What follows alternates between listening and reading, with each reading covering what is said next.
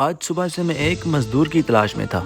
میری تلاش تب ختم ہوئی جب مزدوروں میں بیٹھا ہوا ایک نوجوان دیکھا۔ اس کے چہرے پہ عبادت اور تقوی کا نور تھا۔ میں نے پاس جا کے پوچھا کہ کچھ کام ہے کیا آپ کر دو گے؟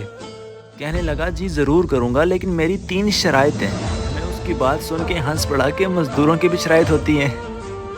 اس نے پہلی شرط یہ بتائی کہ باقی سب مزدور 4 دینار لیتے ہیں جبکہ میں 3 دینار لوں گا۔ میں نے کہا بھائی یہ تو بڑی اچھی شرط ہے، باقی کی 2 شرائط بھی جلدی سے بتا دو۔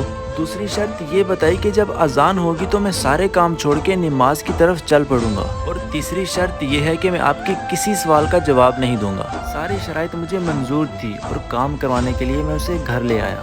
باقی مزدور جو کام 2 دنوں میں کرتے تھے وہ اس نے آدھے ہی دن میں کر دیا۔ اس کام کے علاوہ اس نے باقی بھی بہت سے کام ایک ہی دن میں کر دیے۔ اذان کی آواز سنتے ہی اس نے سارے کام وہیں پہ چھوڑ دیے اور نماز کی طرف چل پڑا۔ میرے بیٹے نے کہا کہ نماز کے لیے بعد میں چلے جانا، یہ پتھر رستے سے ہٹا دو۔ کہنے لگا تمہارے باپ سے میرا وعدہ ہوا تھا، جب اذان ہوگی تو میں کوئی کام نہیں کروں گا۔ نماز پڑھ کے واپس آیا اور خاموشی سے اپنے کام میں لگ گیا۔ مجھے سب سے زیادہ حیرانی تب ہوئی جب میں نے اس سے کھانے کا پوچھا۔ جواب میں کہنے لگا محترم میں روزے سے ہوں۔ جب جانے لگا تو میں نے پوچھا کل کہاں ملو گے؟ جواب بھی عجیب دیا، مجھے 1 منٹ کی زندگی کا بھروسہ نہیں اور آپ کل کی بات کرتے ہیں۔ میں نے کہا نام تو بتا دو۔ مجھے یاد کروانے لگا کہ آپ کا مجھ سے وعدہ ہوا ہے کہ میں آپ کی کسی بات کا جواب نہیں دوں گا۔ اگلی صبح میں اسی جگہ سے اسے لینے گیا تو اس کے ساتھی مزدور سے پتہ چلا کہ وہ ہفتے میں صرف 1 دن کام پہ آتا ہے اور کہتا ہے کہ میرا پورے ہفتے کا خرچہ صرف 3 دینار ہے، باقی کے 6 دن اللہ تعالیٰ کی عبادت کرتا ہے۔ میں اس کی اس بات سے بہت متاثر ہوا اور ارادہ کیا کہ 6 دن اس کا انتظار کروں۔ 6 دن کے انتظار کے بعد اگلے ہفتے میں وہاں پہنچا تو لڑکا وہاں موجود تھا۔ میں نے کام کا پوچھا تو کہنے لگا میری 3 شرائط تو آپ کو یاد ہوں گی؟ میں نے کہا ہاں بالکل یاد ہیں۔ اس ہفتے بھی اس نے دلجوئی سے کام کیا، 3 دینار لیے، نفلی روزہ بھی رکھا اور نماز بھی وقت پہ ادا کی، اور میرے کسی بھی سوال کا جواب تک نہ دیا۔ کچھ دنوں بعد دوبارہ جب میں اسے لینے گیا تو اس کے ساتھی مزدوروں نے بتایا کہ وہ بہت بیمار ہے اور اس ہفتے بھی کام پہ نہیں آیا۔ جاتے جاتے میں نے ان سے اس کے گھر کا پتہ پوچھ لیا۔ پتہ چلا کہ وہ ساتھ میں چھوٹی سی بستی میں رہتا ہے۔ میں نے اس کے گھر کا دروازہ کھٹکھٹایا ہی تھا کہ اس نے نام پکار کے مجھے اندر بلا لیا۔ اس چھوٹی سی جھونپڑی میں بیمار حالت میں اکیلا ہی پڑا تھا۔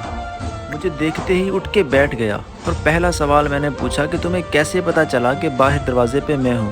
کہنے لگا حضور غریب ہی غریبوں کا پتہ لگاتے ہیں، اب میرے دروازے پہ تو بادشاہ آنے سے رہا۔ پھر مجھ سے کہنے لگا میرے پاس وقت بہت کم ہے، میں آج رات انتقال کر جاؤں گا، میرے پاس کچھ پیسے موجود ہیں، ان سے میرا کفن دفن کر دینا، اور مجھے دفنانے کے بعد آپ یہ ہیرے کی انگوٹھی بادشاہ کو دے دینا۔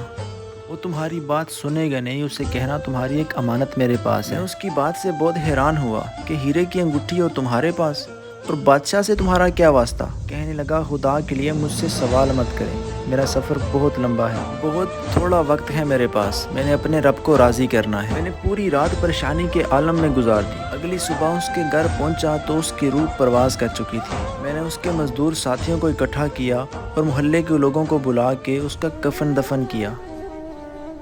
مجھے اس نے بتایا تھا کہ بادشاہ شام کے وقت ٹہلنے نکلتا ہے۔ اس وقت میں بادشاہ کے محل کے باہر پہنچ گیا۔ بادشاہ اپنے وزیروں اور سپاہیوں کے ساتھ تھا۔ میں نے بہت آوازیں دی لیکن اس نے میری ایک بھی نہ سنی۔ آوازیں دیتے ہوئے میں نے زور سے کہا کہ تمہاری ایک امانت میرے پاس ہے۔ یہ سنتے ہی بادشاہ نے مجھے اپنے پاس بلا لیا۔ جو تم نے کہا ذرا دوبارہ کہو۔ میں نے پھر سے کہا کہ آپ کی ایک امانت میرے پاس ہے۔ کہنے لگا تمہارے پاس میری امانت کیسے؟ پھر میں نے اس سے وہ ہیرے کی انگوٹھی دکھائی۔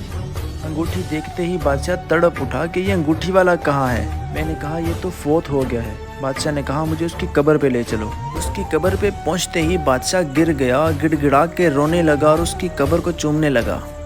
مجھ سے رہا نہ گیا، میں نے کہا بادشاہ میرا دل پھٹ جائے گا، تم کچھ بتا دو، اس لڑکے نے تو کچھ نہیں بتایا، یہ آخر تھا کون؟ بادشاہ روتے ہوئے بولا یہ میرے جگر کا ٹکڑا تھا، یہ میرا بیٹا تھا۔ بادشاہ کی بات سن کے میں دھنگ رہ گیا کہ بادشاہ کا بیٹا اور فقیر۔ میرا بیٹا مجھے ہمیشہ کہتا تھا کہ مجھے عیش و عشرت کی زندگی نہیں گزارنی۔